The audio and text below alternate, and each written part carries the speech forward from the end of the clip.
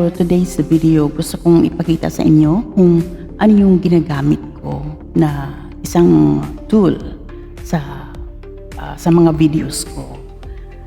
Hindi ko alam kung familiar kayo sa vidIQ. Ito yung ipakita ko sa inyo yung vidIQ.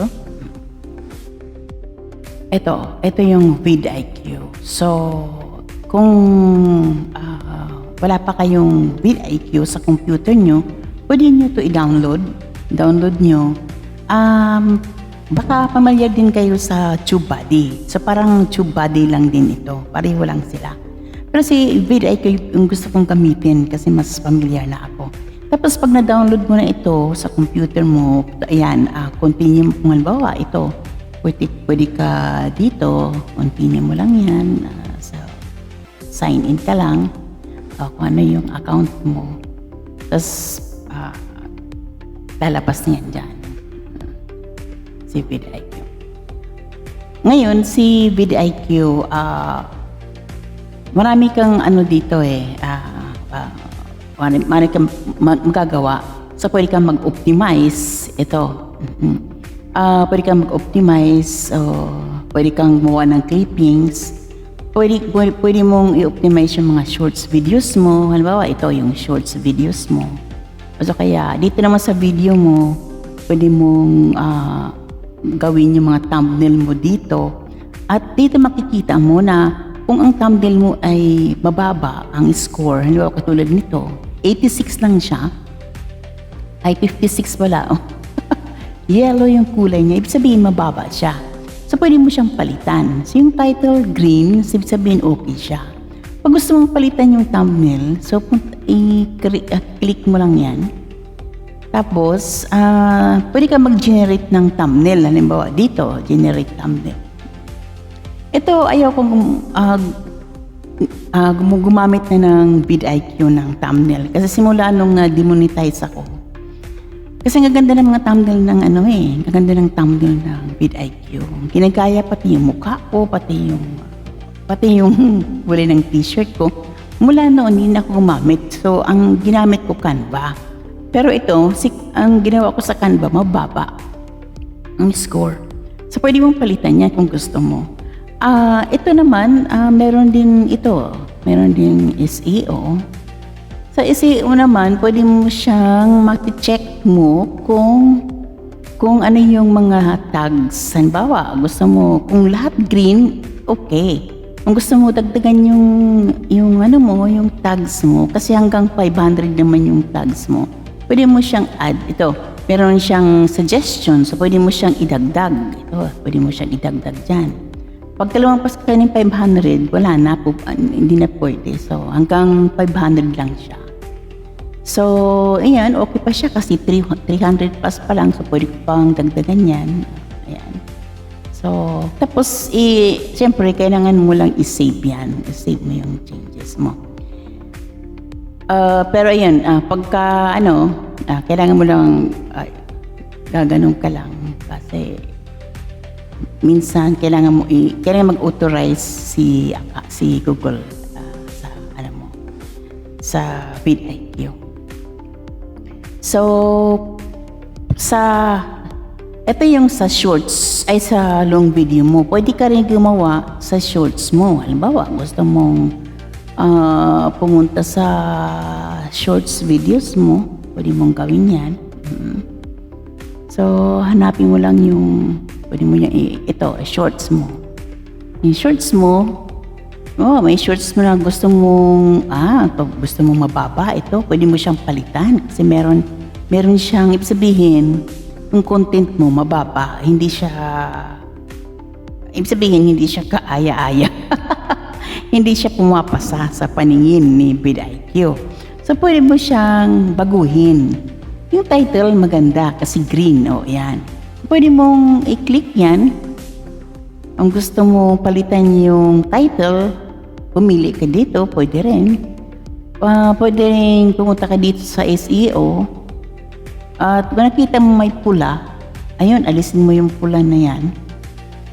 Kasi hindi maganda yung mababa yung score niya. So, pwede mong palitan siya ng ibang green. Ganon, green. So, ngayon, wala pang ibang mataas. So, ngayon, kailangan i-save mo lang yan. I-save mo yan. So, hindi lang yan. Meron title, merong SEO, meron ding review. Sa review, tingnan mo, mababa talaga yung video. Ibig sabihin, ganito, mababa. Ang pinakamababa dito yung pula. So, ito medyo mataas-taas naman ng konti, yung yellow na yan. Pero, pag tinignan mo yan sa review, kung talagang masyado kang mitikuloso, ayan, may review, yan, ka-suggestion sila eh. Sasabihin sa'yo, ayan, kung ano yung dapat mong gawin. Meron ganun, the hook. Sabi niya, the opening, animated text, well, visually interesting. So, meron sila mga feedback. So, ngayon, kung maging ano ka dyan, sundin mo lang yan na feedback sa'yo. Pero alam niyo ako, hindi ako gumagawa niyan dahil sobrang mataas kasi ang ano nito eh. Kaya hindi ako gumagawa ng review na yan. Ngayon, ito yung title lang. Ang inaano ko dito, ginagawa. Pero yung dati, yung thumbnail, talagang kumukuha ako ng thumbnail. Nagkwento ako sa inyo noon, nalala nyo na sa pag-create ng thumbnail, alam ko na ano sila, AI yung nag-generate nito. Kaya isa sa mga dahilan, na iniisip ko lang naman, sa akin lang yun, sa mga dahilan na demonetize ako dahil sa paggawa ko ng mga thumbnail ng AI. Ito, alam ko baka gumagawa talaga ng vidIQ AI. Kasi madali nilang ma-generate eh. Sabihin, ano yung kanilang ginagamit? Alang naman, So, siyempre AI.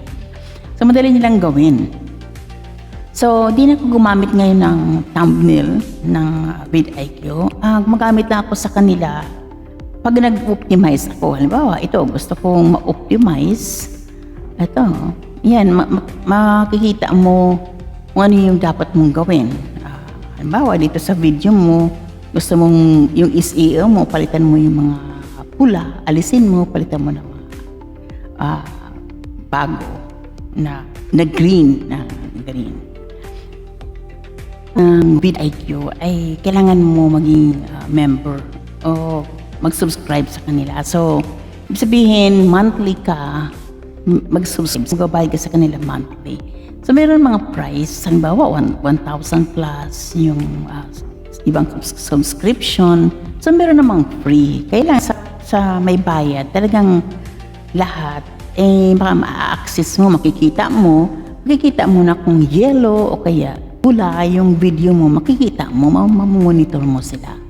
Yan ang maganda sa vidIQ. Yun nga lang, kailangan lang mag-limit ka lang kasi syempre gumagamit na sila ng AI at syempre hindi natin maintindihan yung kalakaran yun ng YT. Talaga, ang gusto nilang mangyari kung bakit may mga AI pa rin na ginagamit tapos ayaw naman nila ng AI. So, yun, yung mga dapat pag-ingatan lang natin yung paggamit natin ng mga video ng mga tool na ganito. Pero malaking tulong ang vidIQ para din siyang TubeBuddy. Ang TubeBuddy, ganun din siya. Tumutulong sila yung mga thumbnail mo, ayusin yung thumbnail mo, ayusin yung mga title mo. Sila yung magbibigay ng feedback. Actually, si vidIQ, pwede mo siya magbigay ng feedback sa'yo. Pwede mag-analyze ng channel mo. Pag ina-analyze niya yung channel mo, sasabihin niya sa'yo na, ito yung mga mga video mo, alisin mo ito, mga title na ganito, buhin mo yan, tapos sa ganito, siya yung mag-advise sa'yo. Kasi yung channel ko, dati, remix, ang dami kong music. So, yung ma-demonetize ako, inalis ko yun. Inalis ko silang lahat. Pero yung mga dati kong video, yung mga pagkain, hindi ko inalis yun. Kasi dating video ko yun at hindi yan generate ng AI. So, nandiyan lang, sa shorts ko, although hindi naman ganun kaganda yung mga dati kong video na 2 years ago, 3 years ago. Pero, nandiyan, hindi ko siya inalis dahil hindi siya AI. Hindi AI ang gumawa ng video ko. Kaya hindi ko inalis. Binago ko lang yung category, inayos ko yung mga title. Hindi ko na pwedeng i-re-upload. Hindi ko na pwedeng i-re-upload dyan kasi yung sayang yung mga views. So, ganun ang ginawa ko. Inayos ko lang yung mga title. Dinagdagan ko yung iba, in-erase ko. Yung kailangan i-erase, i-erase mo. Pero sige yung upload ko araw-araw. At ang ina-upload ko, pag binago ko yung channel ko, nag-focus doon sa mga candies o kaya yung mga colorful, unsatisfying talaga na mga candies yung ASMR. So, medyo napofocus siya doon. Pero ang sabi sa akin, kailangan mo lagyan ng motivational message kasi yung pang-channel ko ay motivation. Kailangan i-align mo yung channel mo doon sa ina-upload mo. So, hindi basta-basta. So, paano ko i-align yun? Kailangan, siyempre, ang hirap mag-isip na mga candies yung focus. Kailangan mo i-align sa motivational. So, kailangan ko lang maglagay ng mga message sa mga videos ko.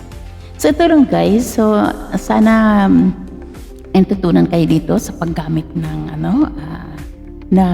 tool dito sa paggawa natin ng video. Maraming salamat sa inyong panonood.